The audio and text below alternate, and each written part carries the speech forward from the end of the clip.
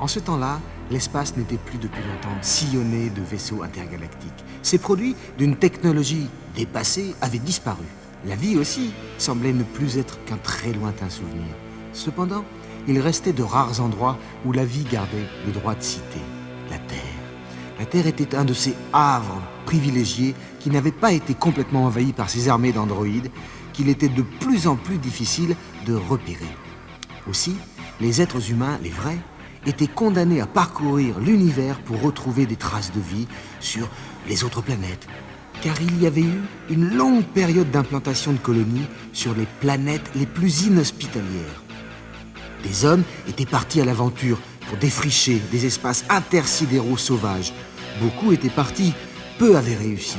Souvent, des planètes entières disparaissaient sans que l'on sache trop pourquoi. De ce temps des conquêtes, il ne restait que le Galaxy Express 999. C'est un train intersidéral, un véhicule d'une rare technicité dissimulé derrière le vieil emblème de la conquête, le train à vapeur. Ainsi, on pouvait voir dans le ciel les lourdes volutes de fumée crachées par les cheminées des locomotives qui tractaient d'énormes convois qui sillonnaient l'espace à la vitesse de la lumière. Tant que les hommes auraient cette image sous les yeux, ils continueraient de croire au progrès et à la conquête. De la grande gare intersidérale centrale, un convoi allait partir. Le haut-parleur, synthétiseur, fit son annonce. Les voyageurs en partance pour Mars, Jupiter et Saturne, attention au départ. Coup de sifflet, le train s'ébranle avec son ânement de pistons et de vapeur. Dans un compartiment, un petit garçon, comme tous les enfants qui voyagent, a collé son nez à la vitre. Comme tous les petits garçons, il ne veut pas dormir pendant le voyage et ne cesse de poser des questions à sa maman qui, elle, essaye de lire tranquillement un livre. Ce sera quoi notre premier arrêt? Si nous respectons correctement l'itinéraire, notre premier arrêt devrait être sur Mars. Est-ce que nous resterons longtemps? Il est prévu que les arrêts soient d'une journée par station. Un jour complet? Oui, ce qui signifie que sur certaines planètes, eh bien, ce jour ne fera que 10 heures, tandis que sur d'autres, il pourra atteindre 50 heures. Cela nous laissera un peu le temps de visiter les endroits où nous passerons. Et que se passera-t-il si nous manquons le train? Nous serons condamnés à mourir. Mais pourquoi? Tu nous vois subsister seuls sur une planète inconnue? Les pionniers l'ont fait, eux. Ah, c'était une autre époque et certainement des hommes d'une autre trempe. Est-ce que nous en rencontrerons pendant le voyage? C'est possible, mais tu sais, de nos jours, il est difficile de distinguer un être humain d'un androïde. Moi, je peux, rien qu'en regardant ses yeux. Oh, regarde, la Terre va disparaître de notre champ de vision. Je préfère pas regarder, je suis content qu'on soit parti. Le contrôleur passa pour faire les annonces. Mesdames, messieurs les voyageurs, nous approchons de notre première étape, Mars, la planète rouge. Nous y resterons un jour martien entier. Attention, ne ratez pas notre départ. Le Galaxy Express allait rentrer en gare. Là-bas, dans la ville étape, au comptoir du dernier saloon, un homme attendait avec impatience l'arrivée du Galaxy Express. Quand il entendit le sifflet du train, à quai, il paya son verre, vérifia son arme et partit en direction de la gare. Assise dans un coin, une jeune fille triste le regarda partir. La maman et le petit garçon descendirent du train et la mère fit ses dernières recommandations à l'enfant. « Tiens, prends cette bourse de pièces d'or. Tu verras ici comme ailleurs tout se paie. » Mais c'est beaucoup trop. Garde tout et ne t'inquiète pas. La compagnie donne un sac d'or à chaque voyageur.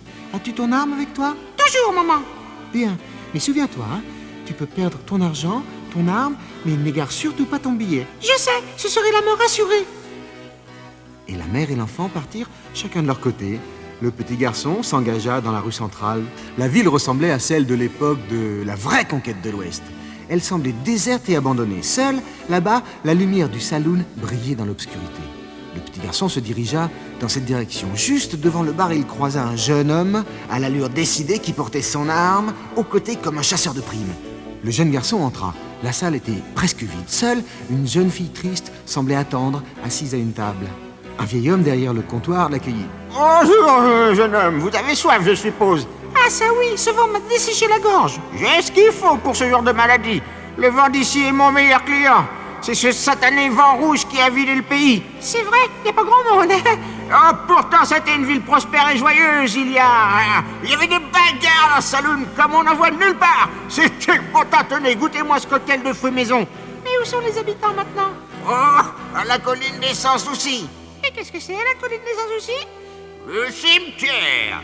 Et il y a eu l'épidémie de projectiles dans la région à une époque. On avait découvert un nouveau minerai. Et un jour, ce minerai a disparu. Et les morts, ils sont restés. Oh là là, c'est pas gai tout ça. Quelle importance!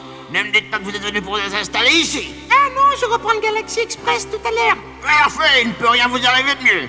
Tenez monsieur, payez-vous. Il était très bon cet hôtel de fruits. Une pièce d'or, une vraie. Oh, il y a bien longtemps qu'ils ont disparu de la région. Je vais peut-être pouvoir m'acheter une pièce de rechange. Une pièce de rechange, pourquoi? Pour moi, pardi, tiens, regarde. Alors, le vieil homme relève la jambe de son pantalon et découvre une mécanique rongée par la rouille. Ça alors? Vous êtes un robot vous aussi? Est-ce que tu m'as d'essayer un robot? Tu vois, depuis toutes ces années, je n'ai même pas pu m'entretenir correctement. Un jour, la rouille me mangera complètement. Ne fais pas comme moi, fiston. Prends soin de toi. Ah, moi j'ai encore ma maman qui veille sur moi. Une mère? Oh, c'est le plus grand des trésors. Tenez monsieur, prenez ça. Moi je n'ai pas besoin. Le petit garçon pose sur la table le sac de pièces d'or que sa mère lui a donné. Mais tu es fou! Garde ton argent. Tu en auras besoin là où tu vas. Oh, mais c'est bien trop pour moi. Tu verras, il y a des circonstances où ce sera tout juste suffisant. Et il te reste encore 2 heures. Tu devrais aller visiter un peu ce qui reste dans cette ville.